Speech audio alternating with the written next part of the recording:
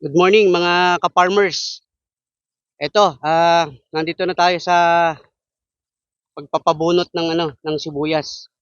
Exactly 86 days mula nung itinanim, eto pabubunot na natin siya. Supposedly dapat medyo mas mas matured pa kaya lang yun nga hinaharabas. So kailangang bunutin na. Pakikita ko sa inyo mga ka-farmers ngayong araw kung papaano yung procedure dito, kung papaano yung procedure ng pagbunot. Tapos, ihiwalay yung laman dun sa dahon. Tapos, ika-classify yung sibuyas between dun sa good at saka yung sa reject. Yan. Pakikita ko sa inyo mga ka-farmers. At least magka-idea kayo kung ano yung procedure. Ito, may mga nabunot na. Tingnan natin. Ito, maliliit. Pero, consider as, itong mga setup na to, mga ka-farmers. Ito, good tong size na to eh. Tapos, yan, maganda siya kasi wala naman siyang kagat ng harabas. Nagiging reject kasi yan pag nagiging may kagat ng harabas eh, yan. Pero yung maliliit, halimbawa ganito, itong mga size na to, reject ito, hindi ito papasok sa sako ng sako ng good sa reject yan. Yan. So ayan, nabunot na tong part na to. Ayan mga ka-farmers. Ganyan nila bunutin yan. Ayan.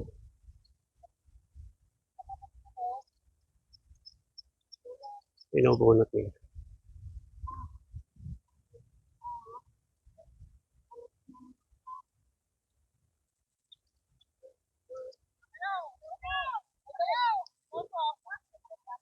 Ito po sila.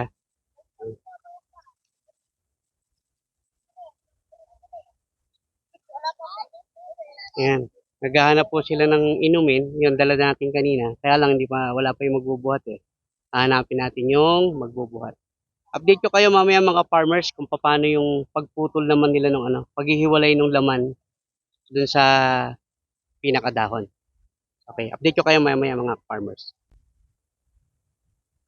Ito mga ka-farmers, ito yung sinasabi ko sa inyo kanina, yung procedure kung paano naman yung susunod. Ayan, nabunot na kasi lahat. Ayan, nabunot na lahat yung sibuyas. Nakatumpok na sila ngayon. May mga dahon. Next procedure niyan, hihiwalay yung dahon dun sa pinakalaman. Ang local term dito sa amin yan, pisat. Hindi ko alam kung anong tawag sa Tagalog niyan eh. Sa Ilocano term kasi, pisat ang tawag sa amin yan. Ayan. Tingnan natin kung paano yung procedure ng pisat. Ayan. Yung literal na may dahon, ayan. Hinihiwalay nila. Ayan. Puputulin nila yung dahon. Ayan.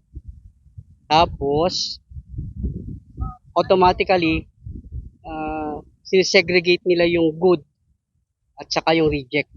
Magkaiba kasi yung presyo ng good saka magkaiba yung presyo ng reject. So, ayan o. Pinipili na nila. So, yun yung tinatawag na yung pagpuputol. So, pagkabunot, puputulin yung dahon pag ihiwalayin para ma-segregate yan. So, kanya-kanya sila ng kanya-kanya sila ng pwesto. Pabilisan yan eh. Yung mahuli sa kanila, may iwan dito. Kaya, nag-aapurahan sila mo. Yan eh. May kanya-kanya silang tumpok. Pabilisan. Yung mahuhuli, late, may iwan dito sa bukid. Babaunan na lang ng pagkain sa hapon. Ganun. Ayan. Wala sila. WVL Farming. Farming, opo. Yan sila. Ito. Marami na po. Hindi ko pa po maipopost mamaya ito. Oo. Pero meron na po doon mga sa susunod makikita niyo sa inyo. Ganyan po ang mga ka-farmers, ganyan ang problema, ang hirap dito sa bukid. Tapos pakita ko naman sa inyo mga ka-farmers yung na nakuha na good. Yan. Titingnan mo po, kanya-kanya sila, pinipili nila yung puputulin yung dahon and then segregate. Yan. Yan. So, kabisado din nila kung ano yung classification ng good. Yan, good yan. Tapos, ano yung classification naman ng tinatawag na reject. Itong nasa sako, reject. Technically, nilalagay nila sa sako yung reject kasi iniiwasan nila na mapagpalit. Dahil pag nakita naman ng ahente yan, magagalit yung ahente ng sistema.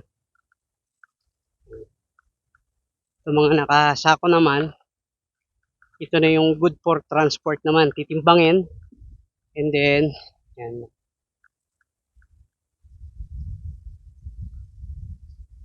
Ito, mga good naman ito. Ito na sila. Ang isang ganito ay approximately mga 30 to 32 kilograms. Yan. So, meron na tayo dyan na mga ready for transport. Yan.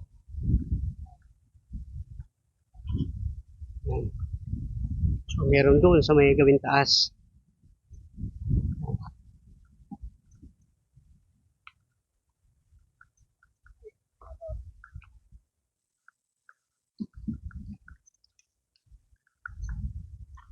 May mga ito, tulad dito, mga naiwan na to, mga ka-farmers. Reject to mga to eh. Maliliit. Gaholin. Reject ang ano nito, classification nito. Ang reject ay 14 pesos per kilo. Yung good 40 pesos per kilo. So yan. Maganda yung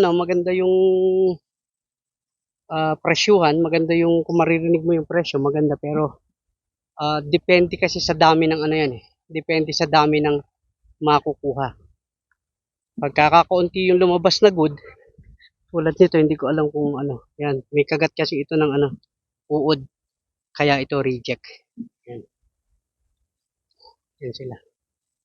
Hindi ko alam kung nakakailan na kami. Nakakailang buriki na kami. Yan. Meron pa rin dito.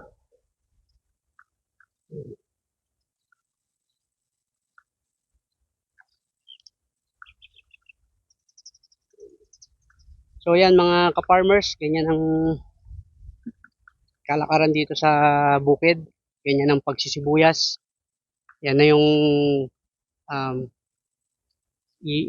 binablog ko sa inyo from the start, kung mula dun sa pagpupunla, pagpapataba, pagpapatubig, hanggang dito sa pag-aani. Yan, tapos ibebenta na. Magandang hapon mga ka-farmers. Ito na. Naiuwi na dito sa bahay kasi kaya dito siya inuwi dahil dito siya dadaanan mamaya ng magpipick up. Pwede rin sa bukid, kaya lang ang problema kasi sa bukid ay wala magbabantay, madilim, gabi. At least dito safety siya. Umulan man, ayan, nasa bubong na siya. So merong all in all 47 na buriki ng ng good. Approximately mga 32 kilos siguro ang isa. Yan, 47. Tapos meron ako rito na reject na nasa 9 sacks yata tong reject. Iba kasi ang presyo ng reject, mas mababa. Yan, pero at least ibebenta din. Yan. So may reject dito. Kaya yung yan yung good. May good dito. Tapos nandito naman yung pampasalubong. Kasi pag umuwi kami ng Bulacan, syempre kailangan din nating magpasalubong. Meron akong dalawa at kaputol. Tatanungin ko si Mrs. mamaya kung okay na sa kanya yung pampapasalubong na dalawa at kaputol o magdadagdag pa. Dadagdag pa ako ng isa. Wala namang problema yun. Ganun talaga. Kasama yan sa kasama yan sa ating pagsasaka, yung ating pampasalubong. Yan. So yan, mga ka-farmers, dyan nagtatapos ang ating sibuyas serye. Yan, di ba? Sibuyas serye. Pero just the same, please subscribe, like, follow, and share para naman makita nyo yung mga susunod na adventure. Maggugulay ulit tayo sa mga susunod na kabanata. Main crop, may palay, and magsusubok ako ng kamatis. Panoorin uli natin kung paano naman yung setup ko sa kamatis para sabay-sabay nating matutunan. Maraming salamat. Bye-bye.